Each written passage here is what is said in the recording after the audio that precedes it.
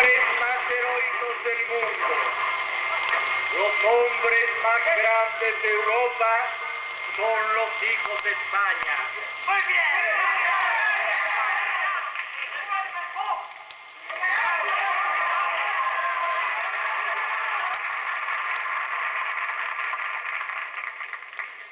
Cuando se lucha en las trincheras como se lucha, cuando se muere en los frentes como se muere, cuando se defiende España como la defienden falangistas, requetés y soldados, hay una raza y hay un pueblo. ¡Viva ese pueblo! A esa lucha, a esa sangre generosa, a ese heroísmo, tiene que corresponder la retaguardia vibrando, animando al centinela, animando al combatiente, llevando los ánimos de España para acabar pronto con la paz y que triunfe la justicia en nuestro pueblo con los ideales que están grabados en el corazón de todos los españoles, de justicia, de fraternidad, de amor a España, de grandeza de la patria, que es este movimiento, todo grandeza, y por ella la unión más sagrada, el abrazo entre todos, porque tenemos que construir y llevar un camino grande y seguir llevando sobre los hombros de los españoles el imperio legendario y tradicional que la juventud española forjará, y la forjará porque lo está jurando con su sangre pródiga, porque lo está diciendo en los campos de España y porque está en el corazón de todos los españoles que gritan ¡Arriba España!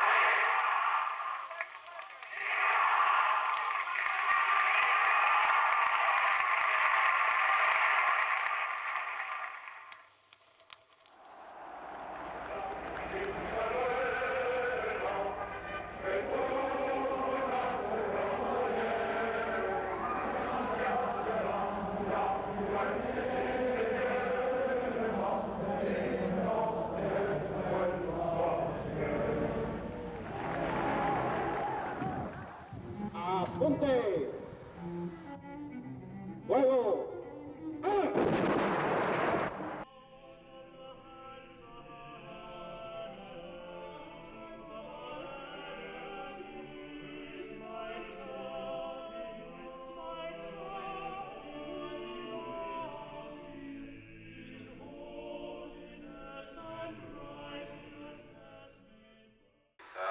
Si hubiera que caracterizar al franquismo, yo creo que ineludiblemente hay que ir a la guerra civil y ver al régimen como producto de una guerra civil que es en primer lugar una guerra de clases, donde los elementos tienen mucho que ver con la clase social a la que la gente pertenece, con conflictos relacionados con la propiedad de la tierra o con el control de la industria. Pero además en la guerra civil está encerrada una cuestión religiosa que decanta mucho los sentimientos de la gente. Muchos de los sectores populares que están con el bando franquista lo están porque están vinculados a la Iglesia, porque son católicos. Hay también una cuestión nacional que es bastante intensa, tanto en el País Vasco como en Cataluña, y que determina también una peculiaridad, en el sentido de que hay fuerzas burguesas que están en el bando republicano sitios. La represión fue algo que no tiene, en la historia no tiene precedente. Hubo un momento de represión tan grande que llegaron al extremo que llegaron, que en Barredos una chavala tiróse al tren. Bueno, yo no, tanto como eso no, pero sé que desde luego, antes de caer yo, hubo muchos muertos y sobre todo en la prisión de Burgos, sacábenlos por un patio, matábenlos y sacábenlos, estaba allí marcado en el muro por donde los sacaban, o sea que hacían un agujero y los sacaban fuera. El que vino, Antonio Buendía, era de Madrid y por parte del partido mandaronlo aquí a organizar clandestinamente. Tan inteligente, tan cariñoso, tan humilde, y tan preparado. Traía un trajín azul marino, el hombre estaba todo soldado ya el traje como tal. De la que vino se conoce que no lo puso en marcha hasta que cayó. Con todo el mundo hablaba. Fíjate que a los monjes que había allí teníales en la mano metidas. Y la dirección también, oye. Y cuando daban capilla para fusilar, siempre preguntan qué desea en su última voluntad. Y él dijo, me gustaría, si es posible, despedirme de la Madre Superiora. Y sí, vino la Madre Superiora y como si fuera hijo, tiróse a él y no lo despegaban. No la despegaban de él. Aquello era, ese hombre, desde luego, yo sentílo muchísimo. El régimen franquista nace a raíz de una enorme inversión de terror, de una política de casi exterminio físico de sus opositores. La guerra civil da esa oportunidad de liquidar físicamente, por lo menos a los militantes activos, desde luego a los cuadros y a los dirigentes, de manera que, tanto por el número de víctimas como por el clima de terror que se genera, el miedo es un elemento absolutamente constitutivo del origen de la dictadura. Una dictadura no es algo light o algo que es para los domingos o es para los lunes no, es que, y además tampoco es algo, diríamos, aislado, sino es el conjunto de la sociedad. Quizás yo personalmente la mayor represión, que empieza ya con 5, con 6, con 8, con 10 años, es la religiosa. Es decir, la represión que a mí más daño me hizo fue la represión de los curas, que te tenían agobiado, amenazado, mañana, tarde y noche, con todo lo que hacías y dejabas de hacer. Esa introducción del pecado, todo era pecado, por una parte, y por otra parte viendo que eran gente muy poco presentable. Yo no llegué a entrar en ese círculo de puñetero milagro, pero yo conozco amigos que con 10 años hacían pajas a los curas. Y claro, y a mí cuando una vez me pillaron, no acabé así, pues porque puse cara de gilipollas, porque de asustado que debía de estar seguramente, porque me cogió un cura por la bragueta y quedó así mirándome a mí como un estúpido que era lo que era, y me dejó. Pero yo tengo, y podía dar nombres y apellidos. Una época de estas tan tenebrosa no es algo, bueno, pues, como una novela que se vio, que bueno, pudo pasar, no. Y lo sufrías en carne.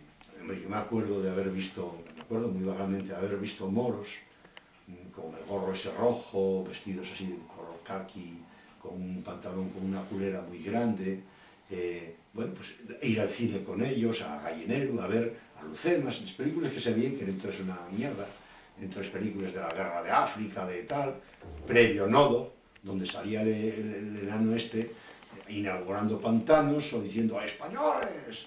Y con la mano esa de estúpido que tenía, que no paraba de... Yo no recuerdo 2 palabras seguidas de este señor con cierta coherencia.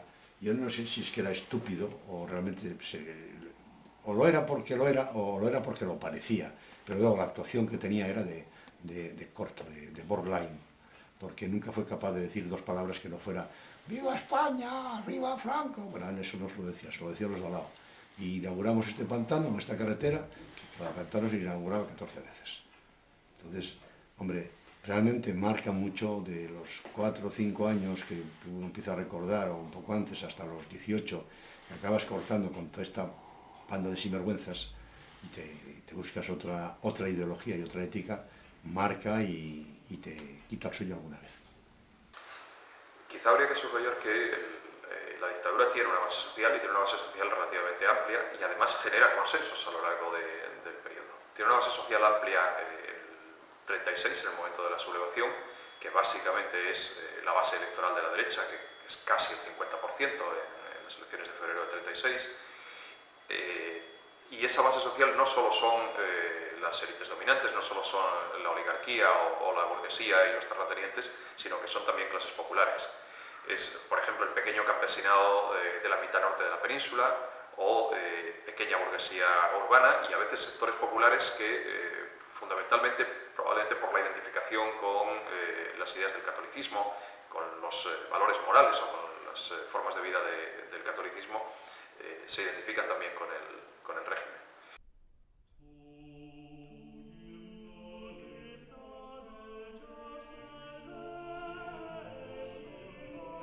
Lo que hay en la posguerra es sobre todo hambre. La época de las capillas de racionamiento, la época del extraperlo, la época en la que la gente está simplemente obsesionada por qué va a comer ese día o qué va a comer mañana, ¿no? Y donde buena parte de la población vive en niveles de estricta subsistencia. No es casualidad que la leche en polvo de los americanos en los años 50 sea un recuerdo tan intenso. Mucha gente realmente empieza a comer todos los días en los años 50. Y cuando llegan los 60 y se sale de la miseria, eso está hecho sobre la base, por una parte del llamado éxodo rural, es decir, de millones de españoles que abandonan el campo y se trasladan a las ciudades y pasan a constituir una mano de obra industrial en la periferia de las capitales, de Madrid, de Barcelona, de Bilbao, de otros sitios, de otras poblaciones menores, y también, al menos sobre otras tres bases. Una de ellas, la emigración al exterior, es decir, los 2 millones y pico, 3 millones de españoles que emigran a Europa, ya no a América, sino sobre todo a Europa, Alemania, Francia, Bélgica, Suiza, en menor medida Holanda o el Reino Unido, y con las remesas que esos emigrantes están mandando constantemente a España, está relacionado con el turismo, con el boom del turismo, con la llegada masiva de millones de turistas en los veranos, y está relacionado con la apertura a la penetración de capital americano, con la inversión extranjera. Yo, la primera vez que salí a la inmigración, salí desde mi pueblo, o sea, me nací en Goroncillo, León. Y salí, voy a decirlo porque lo tengo que decir en principio, salí sin un contrato de trabajo y salí, como se decía, a la buena aventura. Entonces, yo salí en el año 1965, en septiembre, a primeros de septiembre. Y estuve trabajando en 2 empresas, una de conservas y zumos, durante aproximadamente 2 meses, y otra en tornos haciendo piezas para otra empresa, hasta aproximadamente junio de 1966, que retorné a España al no obtener el permiso de las autoridades alemanas, o sea, de la Policía de Migración. Porque, como he dicho antes, yo fui, como hoy se dice, no tan brusco, ni tan malas condiciones, pero sí iba sin contrato, pero sí iba sin puesto de trabajo, y luego no pude adquirir la estancia de residencia en Alemania, ni el permiso de trabajo en Alemania, al no tener contrato de trabajo. El aspecto político y el aspecto de eso salía bastante concienciado. Digo esto porque al dejar Hendaya pegué un grito que iba a la parte de atrás del tren y dije: hasta la próxima España, pero ya estoy en libertad. Creo que dije algo así. Entonces, por supuesto, llegas a un país donde te puedes sindicar, sobre todo sindicar, aunque no tienes participación en otras cosas, te puedes sindicar y trabajar sindicalmente, eso te hace cambiar mucho y te hace concienciar más, y luego ves a tus compañeros de otras nacionalidades y no solo de otras nacionalidades, sino a tus compañeros españoles organizados ya, como he dicho antes, por centros, por círculos y en los mismos partidos políticos que existían ya. Estaba el PCE, estaba el PSOE, la UGT, etcétera, etcétera, etcétera.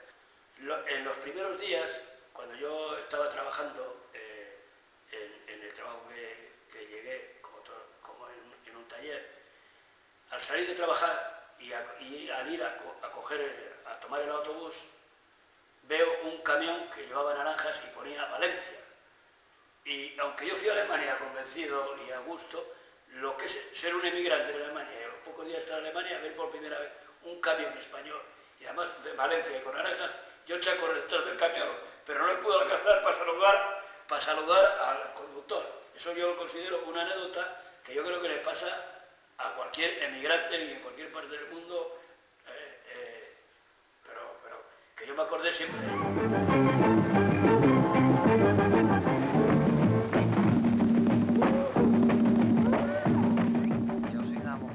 Del rock and roll, soy de la generación del 68. En ese momento empiezan a venir las primeras turistas a España y las mujeres que soñamos con la libertad empezamos a imitar sus costumbres, empezamos a bañarnos en bikini en la playa, con el consiguiente escándalo de la mayoría social, pero acabamos imponiéndonos.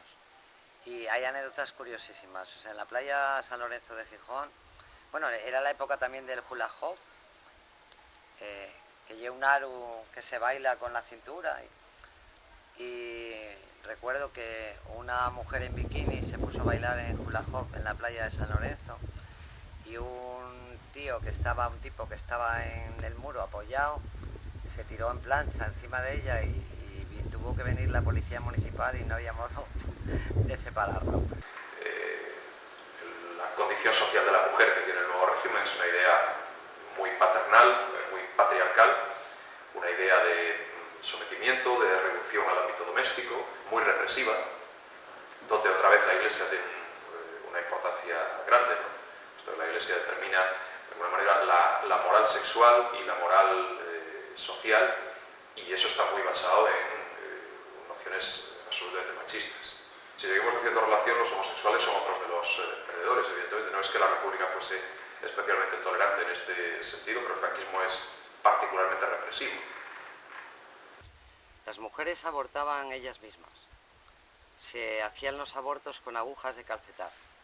Yo conozco testimonios vivos, digo vivos porque siguen vivas estas mujeres, que se practicaron a sí mismas con agujas de calcetar más de 40 abortos, con el consecuente riesgo para su vida y con las consiguientes secuelas para su salud. Mujeres que han tenido muchísimos problemas ginecológicos derivados de estas tremendas prácticas que tenían, como digo, que resolverse en solitario. También había curiosas, creo recordar que ese era el nombre que utilizábamos aquí en Asturias para hablar de estas mujeres. Las curiosas eran mujeres que inicialmente, de un modo casi diría yo solidario, empezaron a ayudar a otras mujeres a abortar. Es decir, ellas eran las que les practicaban los abortos. Luego esto se fue profesionalizando y ya algunas cobraban, casi todas, pero jugaron un papel muy importante porque sin ser matronas, sin ser enfermeras y sin ser médicas, hacían abortos con mucha dignidad y aunque siempre hay riesgo, incluso en las mejores condiciones sanitarias, tenían resultados muy positivos. Yo me dedicaba a acompañar a las mujeres, primero a relajarlas y luego las acompañaba a estas curiosas que fundamentalmente en ese momento trabajaban en la cuenca minera asturiana. Realmente yo, en esos 40 años de dictadura, yo creía que aquello que era normal, porque como lo había vivido desde que nací, pues a mí me parecía normal el tener que hacer ejercicios espirituales, el tener que ir a misa todos los domingos y fiestas de guardar, el tener que hacer los primeros viernes de mes y a comulgar. Yo de hecho estudié varios años en un colegio de monjas, entonces yo no tenía ese sentimiento de represión. Fue mucho después y quizá cuando fui a Francia, cuando abrí los ojos y vi lo que realmente habíamos estado pasando durante aquellos 40 años de dictadura. Pero la voluntad de controlar no solo la actividad política, sino la vida cotidiana, la conciencia, la conducta, el ámbito privado, hasta lo más íntimo, eso es manifiesta. Y eso, la combinación del régimen y el nacionalcatolicismo, es decir, el control que a donde no llega el Estado llega el cura párroco, eso es absolutamente feroz en los años 40. Se entra en prácticamente todos los aspectos de lo privado, de lo cotidiano, de lo íntimo, de la conciencia. Y en todos ellos se entra con un afán represivo y uniformizador. Se prohíbe hablar en determinadas lenguas, se prohíbe determinadas inclinaciones sexuales, se prohíbe determinados roles a las mujeres, se controla los bailes, se controla la literatura, se controla el cine, se decide lo que la gente puede leer, lo que la gente puede, los temas de los que la gente puede hablar, se controla absolutamente todo. Y además eso genera una sociedad enormemente asfixiante, en la que mucha gente se convierte en delatores, en confidentes, en gente que denuncia a sus vecinos por sus ideas, por sus simpatías, por sus conductas, que de alguna manera genera miseria moral, genera corrupción moral. Había gente que tuvo que cambiar de nombre, no estaban bautizados y tuvieron que cambiar de nombre. Yo me acuerdo una amiga que se llamaba Libertad y tuvieron que bautizarla y cambiarle el nombre a Berta. Luego, cuando venía alguien de la cárcel, alguno de los denominados rojos, pues yo me acuerdo de uno que le dijo: no te puedo dar la mano porque la tengo mojada. O sea, el odio y las diferencias persistieron a lo largo de todos los años, incluso hasta la democracia. Y bueno, pues yo recuerdo mi primera detención, siendo yo un adolescente, en que me recibieron en la comisaría, donde llegué esposada, cogida de cada brazo por un policía armada, que entonces le llamábamos grises, y el saludo que me hizo el señor que dirigía la comisaría de Oviedo fue: ¡hombre, una puta! ¿Con quién te acostaste anoche de tu célula? Bueno, las persecuciones llegaban naturalmente a la detención. Yo fui detenida en múltiples ocasiones en la policía de Oviedo, en la comisaría de Oviedo, donde había un inspector que se llamaba Claudio Ramos, que era un torturador y un hombre que en la guerra en Zamora, que era la tierra de donde procedía, había sido un vil asesino. Una comisaría tremebunda, la de Oviedo, donde se torturaba habitualmente a la gente. Yo misma fui torturada. Si fuéramos inmovilistas, no estaríamos aquí, porque creo yo que tenemos ganado el derecho al descanso. Estamos aquí por nuestra propia inquietud, porque nos aguijonea la injusticia y nos impulsa el deber de cerrar el paso a quienes quieran arrebatarnos la victoria.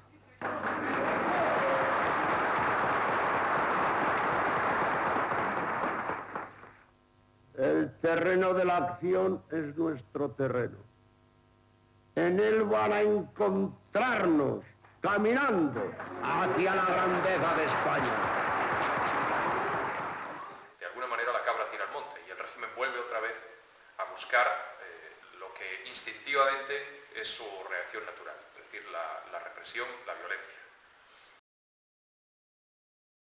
En los 60, la ejecución de más impacto, la que despierta más reacciones, sin duda, será la de Julián Grimau. Por supuestos crímenes cometidos durante la Guerra Civil se ejecuta una persona en el año 63. Aproximadamente por la misma fecha que se ejecuta a Grimau, unos meses después se ejecuta a 2 anarquistas, a Delgado y Granados, en un proceso también sin ninguna garantía, aparentemente por la colocación de una bomba que no habían colocado ellos.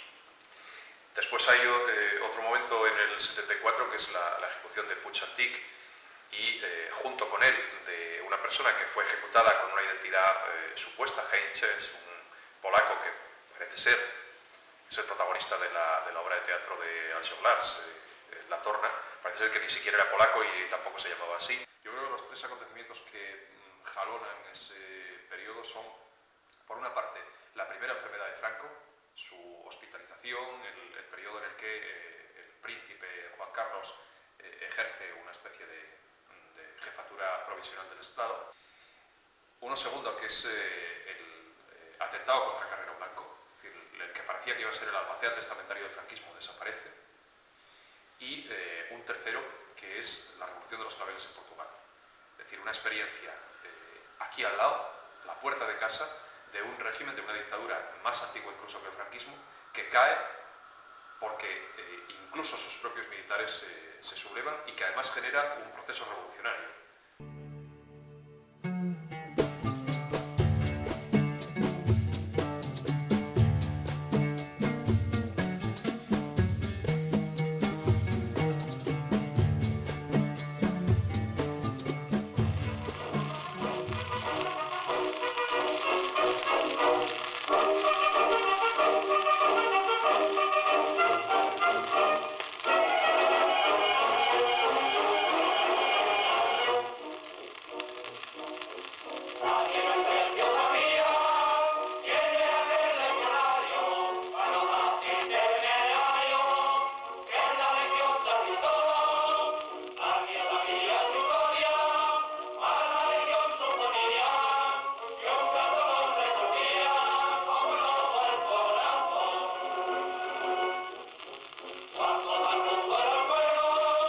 Aquel día 2 de noviembre fue cuando nos dimos, o yo concretamente me di cuenta que la situación pues era grave. Hasta ahora vieslo de un enfoque así de un poco de incertidumbre y demás.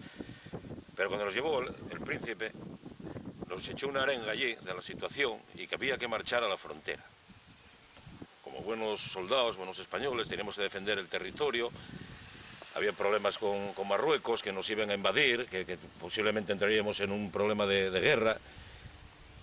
Y estuvimos como aquella mañana, el príncipe marchó y a la tarde de aquel mismo día 2 de noviembre, marchamos todas las tropes en dirección a la frontera de Marruecos. Unos iban muy contentos, recuerdo el tema de los legionarios por su forma de ser y forma de pensar, otros íbamos enormemente asustados. Yo recuerdo concretamente que tomé una cantidad de copes para darme valor a mí mismo y para olvidarme precisamente de lo que pasaba. Y cuando me metieron en aquel camión, no sabía dónde iba, solo pensaba en la familia y la idea que tenía que no volvía más a Gijón. Quizá esta forma en la que se liquida el imperio colonial en los territorios africanos es especialmente patética si tenemos en cuenta que el régimen nace, como todos los fascismos, con un proyecto imperial, que hay un proyecto no solo de recuperación de Gibraltar, sino también un proyecto de expansión africana, que hace que Franco, por ejemplo, en su entrevista con Hitler en Hendaya, esté planteando el que España se apropie de los territorios franceses del protectorado francés de Marruecos.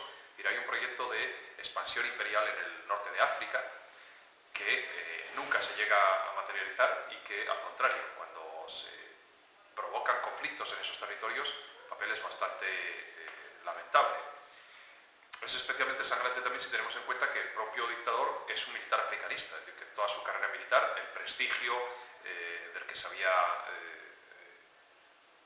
había revestido, es un prestigio adquirido en una guerra colonial, una guerra por una parte bastante despiadada en la que el ejército español violó todo tipo de normas internacionales, empleó armas químicas y, bueno, como casi todas, o como todas las guerras coloniales, empleó métodos absolutamente criminales con la población civil. En medio por esas fechas también ya se empezaba en el Ayun Capital, estamos alrededor, a haber manifestaciones de gente eso sí recuerdo, manifestaciones de gente del Polisario. Y mandaban las tropes, mandaban allá a disolver aquellas manifestaciones. Te mandaban a disolver aquellas manifestaciones. Entonces nosotros íbamos, había gente que se ensañaba mucho con ellos, disolvíes, porque una de las obligaciones, era increíble aquello, pero una de las obligaciones que teníamos nosotros, que estaba allá, íbamos con machete, era obligatorio bajar con machete cada vez que íbamos al pueblo. Unos iban con pistola y otros con machete. Y tenías orden y libertad para coger y salir y dar porrazos al pueblo saharaui, que de aquella se empezaba a mover.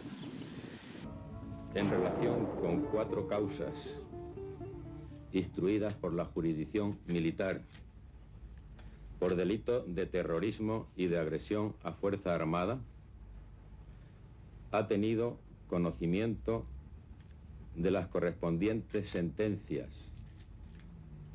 y se ha dado por enterado de la pena capital impuesta a Ángel Otaegui Echeverría, José Humberto Francisco Baena Alonso, Ramón García Sanz, José Luis Sánchez Bravo Soyas y Juan Paredes Manotas.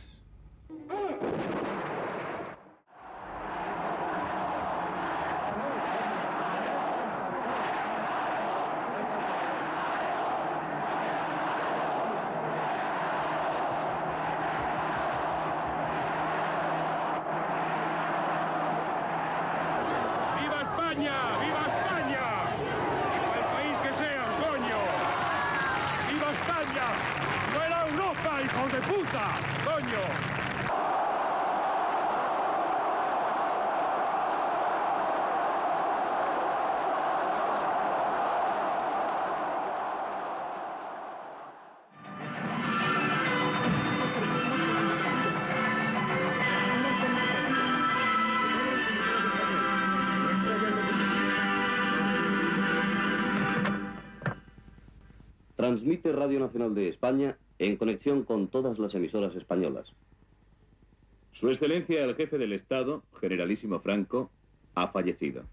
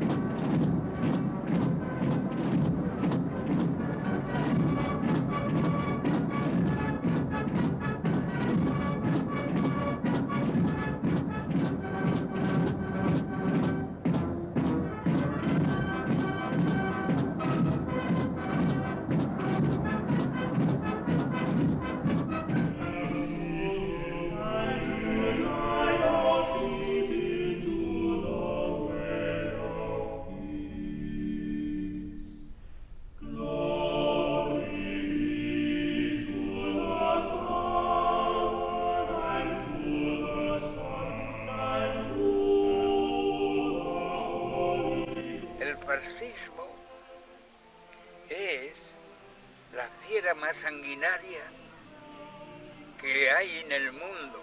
No se harta de sangre prove nunca.